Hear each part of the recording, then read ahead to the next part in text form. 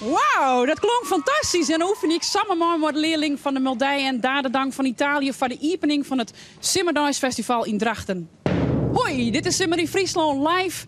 Wij zijn onderwijs op culturele reis. Onderwijs naar de culturele Haardstad 2008. Want er gebeurt een heel soort op het culturele vlak Simmerdijs. En dat valt nou al jaar onder de paraplu van culturele reis. En wij gaan mooi op reis van Simmer in Friesland live. Joer dus vanuit Drachten. En daar doe ik de historie in. Hè, van ja, Drachten. Dok is wel slaan, Miranda. Jongen. Ja, ik zal het hebben over een verneemde werfheer van Heiko van der Werf. Die had een scootje voen en er waren in Drachten een heel soort scootjes gebouwd. Maar het weet een heel soort mensen net meer. Hij had er weer in voen in België. En ik praat dadelijk mooi. Ja, hebben we het Drachten, dan hebben we het scootjes. Maar Drachten is meer. Sjoch Drachten eruit.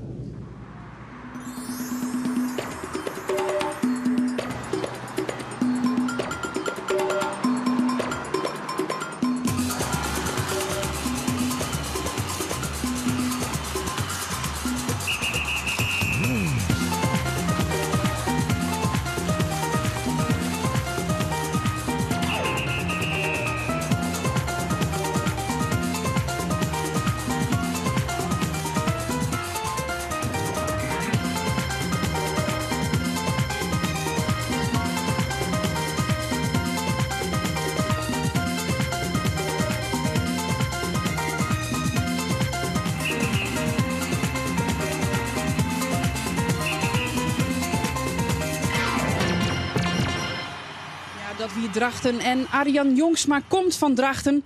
Hij is het klassieke talent 15 jaar en een talent om rekken mooi te houden. Ja. Hij won verschillende prijzen, waaronder het Prinses Christina Concours, Iepen, het Prinsengracht Festival. En ja, je mag maar gewoon even jaren. Arjan, ging.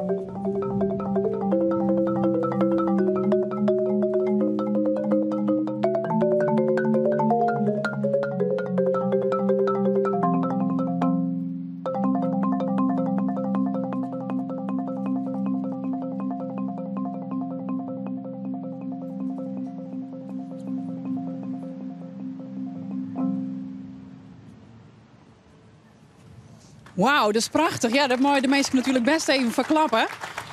Arjan, wat voor stuk wie dit nou? Dit wie een soort compilatie van het marimba-concert van Nero Sauro. Dus het wie het drie kwarte stukjes daarvan. Ja, en dat het hij wel wat opsmieten, hè? Vertel eens. Ja, zeker. Ik ben uitgenodigd om naar Amerika te gaan, naar Nero Sauro, de componist. En dat is een slagwerker. Om daar een zomercursus te doen. En hoe belangrijk is dat of hoe uniek is dat? Ja, dat is vrij uniek. Ik bedoel, Amerika is natuurlijk een groot land. Dat mij net iedereen natuurlijk. Wat hoop je te leren? Ja, van alles. Ik kan er zelf wel bij leren. Ik ben er al lang net en technisch, ik ken er van alles. Doe spelers maar een heel soort passie. Waar komt dat bij? Nou, het zit ook wel een beetje in de familie. Mijn heid is hornist en ik had wel zussen die fluit en hobo spelen. En bijvoorbeeld mijn oom die speelt dus ik slagwerk.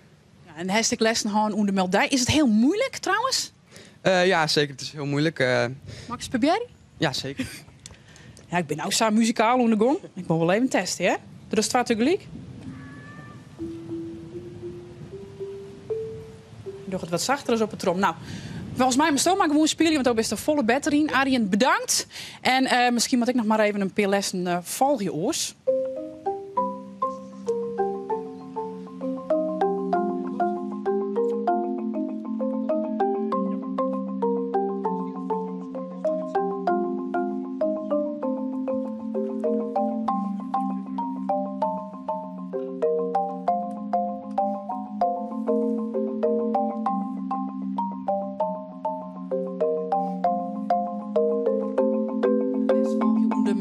Het Centrum voor de Kunsten hier in Smellingelaan. Naast mij het Bosklopper.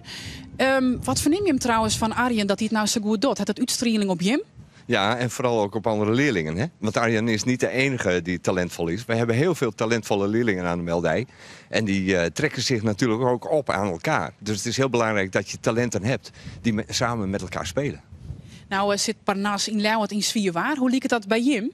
Nou, vooralsnog niet, gelukkig. En ik hoop ook niet dat het gebeurt. Je Centrum van de Kunsten die zijn heel erg afhankelijk van de lokale overheid.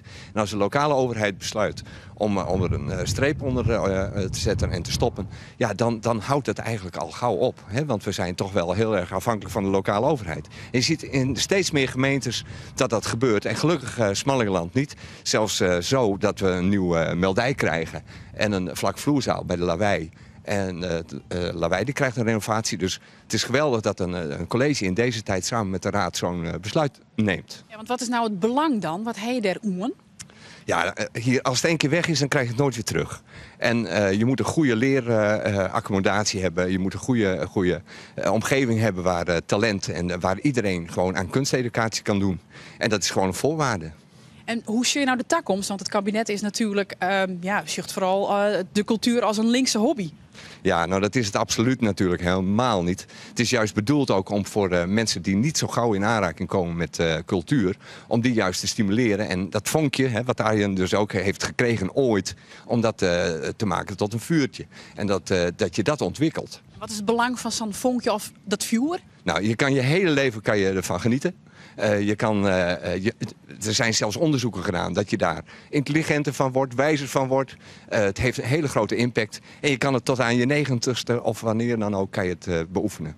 Dus het is heel belangrijk dat kunsteducatie gewoon doorgaat en dat je daar jong mee begint. Oké. Dank u wel voor je toelichting. Wij zeggen al een beetje in de toekomst en dat Gedouw Heringa net wat, maar misschien ik eigenlijk wel weer. Maar hij doet vooral eerst in het verliezen van het scootje. Ik zou zeggen, geen als een Klaas Jans met de keer douwen. Nou, dat zal net mooi vallen als Klaas Jans, maar dat ken ik echt net. Maar wij zullen het wel hebben over een hele wichtige, grote familie hier in Utrechten. En dat is de familie van der Werf. En naast mij zit een nazaat, de generatie. Heiko van der Werf, dag. Dag. Je bent hier van het scootje eigenlijk. Je komt uit een hele verneemde scootjefamilie. Ja, dat wordt er wel zijn, ja. Inderdaad. Ja. Wat kun je een beetje geschiedenis vertellen? Nou, de Van der Werf-familie, dat is een hele grote familie West. En er zijn wel meer strieten van de Werven in Friesland-West. En een daarvan is de Werven Boetensvlaat, waar ik dus van ben. En ik ben de oude generatie, dus we gaan al even mee. Ja, zeker. En dan staan we hier bij een heel bijzonder scootje. Ja, nou ja, nevens mij wel. Het schip is gebouwd om in Oerpaken, Jan Oebeles, in 1909. En het is een echte boetenverlaatster. Wat is dat? Nou, dat ben schepen die dus op boetensverlaat in Drachten gebouwd zijn. Je hebt in de tijd 4 werven, waaronder traaien van der werven. En die van boetensverlaat die bestaat dus nog. Dat is eigenlijk wel bijzonder, want wij weten helemaal net zo volle dat je hele goede scootjes voor het kwam. Nou, dat weet ik net. Ik bedoel, er ben, de nodige scootjes, de beste komen al uit Drachten eigenlijk. Hè? De piepsters en de verlaatsters. Dus de scootje van Jana Wout en van Lemmer en van Jouren, die ben buurs op een werf gebouwd. Hoe kwam je nou om dit scootje? Nou, dat is een heel verhaal, maar uiteindelijk ik ben tipt worden door Frits Jansen en Albert Meter. Die hebben me beide tipt, ongeveer in dezelfde tijd. En die zijn de Leidens Scootje in Zwolle te Cape. En dat is een boetenverlaatster. Dus wij erheen om te zien dat ik echt zou wie. En toen bleek het inderdaad zijn skip te wezen. En wie woont graag zijn skip om op te knappen. Wie wil graag een authentiek van de werfscootje waar hij in drachten. Dus net snel een raceskip, zeg maar zeggen, maar zo authentiek mogelijk opbouwen. Ik werd klinken. En toen hebben we hem dus kocht uit Zwolle wij. En toen bleek dus dat er uiteindelijk, hij had wel 40, 50 hier in België vinden. Wat moest er nou in België? Ja, wat moest er daar? In de jaren 60 is er hier wie de beurtvaart hier voorbij, zeg maar zeggen, in Friesland. En toen ben die skip oorlog op een wereld te lonen kwamen. En deze is dus in België bedaren. Er moet nog wel wat geld ophellen worden voordat het nog een heel mooi scootje wordt. Ja, dat klopt. We hebben van de gemeente Smellingenloon €50.000 tas zijn gekregen. Dat is een heel mooi begin, maar we hebben ongeveer €250.000 nodig. Ja. Dus er moet nog wat bij elkaar gaan worden. Maar we hebben een stichting en de stichting die zet zich daarvoor in. En dat komt vast goed. En er komt nog een educatief stukje. Ja, wie wil het schip kleren, dan moet het schip een soort paradeschip van Drachten worden. En dan moet onderhand van het schip, maar de Drachter jeugd en de Drachter Mierschip, die moet dan bekend maken worden met de historie van Drachten. De skipsbouw die je west is en nog steeds is.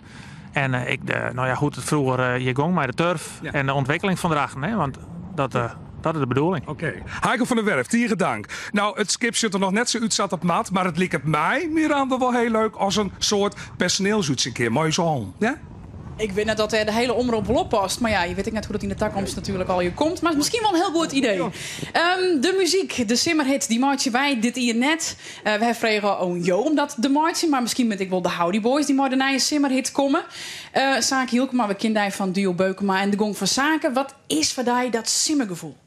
Lekker, maar een koud drankje ergens onder de wetterkant in Friesland. Mooi waar erbij natuurlijk, dat ik. Iets mooier als nou misschien. Ja, ietsje mooier als nou. Ja, zinnen. 24 graden, zo'n beetje. Nou, hoe je hem dan toch de taak om dat simmergevoel nou uit te brengen. Je bent de Howdy Boys met het nummer Simmer. Succes! 1, 2, 3, ja.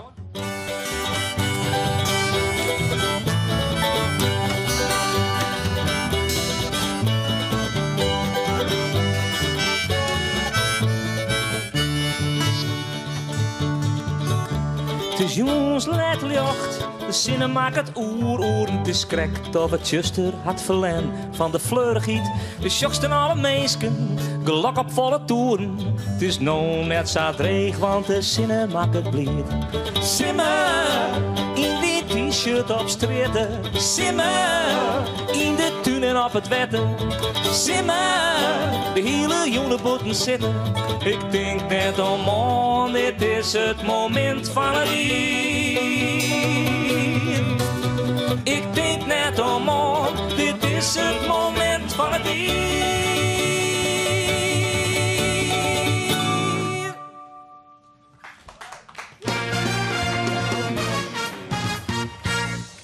De Howdy Boys, een van de 6 kandidaten om de simmerhit voor Omroep Friesland te maken van deze simmer. Waar wit? Nou, als je nou denkt, het is mij wel een beetje vaag, die hele culturele haardstad daar staan. Het valt eigenlijk best mooi.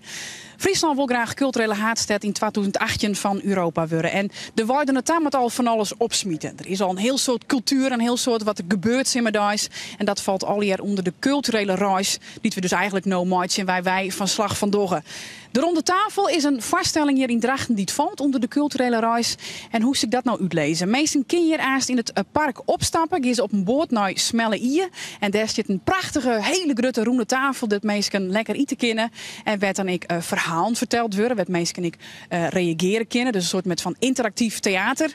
En juist joen wie er een speciale joen voor de bewoners van Smelleïe. There's a round table conference going on right there in my living room.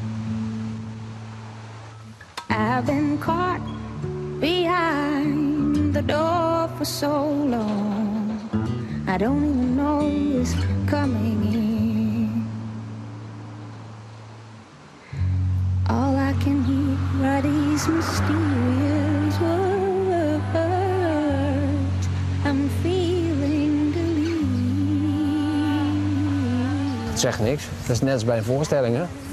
5 voor 8, 0 mensen. Nou, ga je een beetje dood. Denk je, nou, carrière voorbij. Nou, dat was het dan. Nou, moet even handen schudden. Nou. There's a round table conference going on. Nou, jullie durven het aan met weer. Hoi, hoi, Evelien. Henry. Ja, ik ken je van gezicht. Van vorig jaar of zo een keer.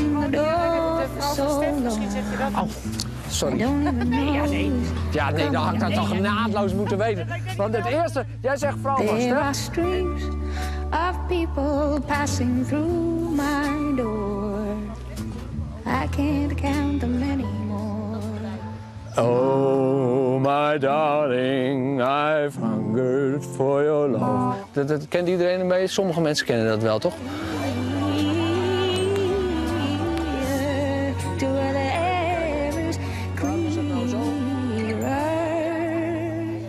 Geen kruid tegen opgewassen tegen zo'n onrustige winden.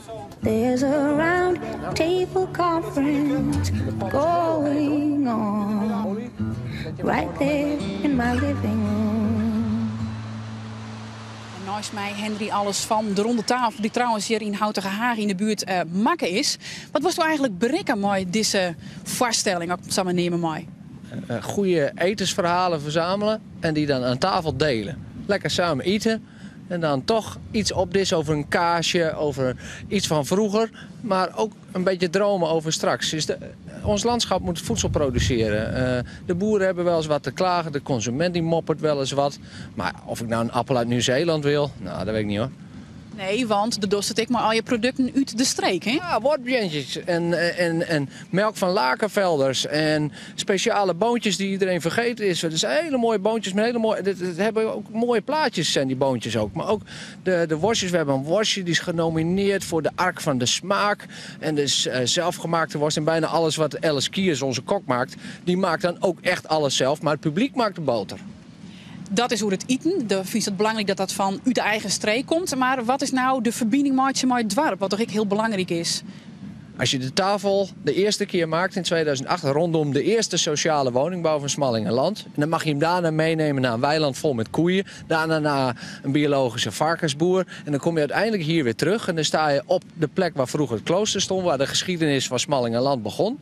En dan ga je dan weer op reis en word je ijskoeboer in Noordwolde. Dat is heel leuk. Oké, misschien raad ik het nou een beetje kwijt. Maar Doma's volgens mij onderwijs naar het vertrekpunt. Want Aasten vertrekt de Ronde Tafel weer. En dan vreeg ik Nieske Ketelaar, wethouder van Smallingenland, culturele haardstad. Het is meer als cultuur, dat moet ik wat opsmieten. Ja, wat dan? Precies. Nou ja, we hebben heel die door de reis naar 2018. Ja, culturele haardstad zit net voor een eenmalig jaar met alle je feestjes en evenementen voor Bobo's. Dat is precies wat we meisjes al net willen. We zijn onderwijs naar 2018. We gaan een wereld aan historie en verliezen achter ons. Fantastisch landschap, ontstaan, tradieren hinnen. En daar willen we zuinig op wijzen. Mooie steden, ik naar de toekomst. En op die reis naar 2018, ja, kist mij mijn verbindingsziekje tussen hoe dan? Nou, Simmerdijs vind ik dat wordt een nieuwe traditie voor Smallingenland. We hebben fantastische verhalen gekregen hoe die jonge treintje. De geschiedenis u draagt een scootje, wat we nieuw leven inblazen. We nieuwe activiteiten voor jonge mensen uitkomen. Simmerdijs als nieuwe traditie om dat weekend in het IME's bij elkaar te brengen. Spannende avonturen met elkaar te beleven, maar ik met elkaar in gesprek te komen. Dat is verbinden, maar dat moet ik yield opsmieten, hè? Precies. En Simmerdijs had een potentie in zich, hè, om de komende jaren tot een nog een groter festival uit te groeien. En dan had het ik zien weer voor de hele regio. In het kader van recreatie en toerisme, in het kader van werkgelegenheid, in het kader van culturele ontwikkeling. En zo zie je steeds de verbindingen tussen de losse activiteiten, maar ook goede voorzieningen, werk voor de mensen, voor de jonge mensen, voor de toekomst. Een goede stad in een prachtig landschap. Nou, zo wat. Ja. Volgens mij Gio ik mooi op de Ronde Tafel van Henry Alles. Zeker. Ik zou zeggen, ga maar vast richting het vertrekpunt, want dat is nog wel even een eindje rin. En dan jaren wij nog even naar de leerling van de Meldij en Dadadang, die het fantastisch doet oefening binnen nog voor de opening van een jongensletter van het Simmerdijs Festival hier in Drachten.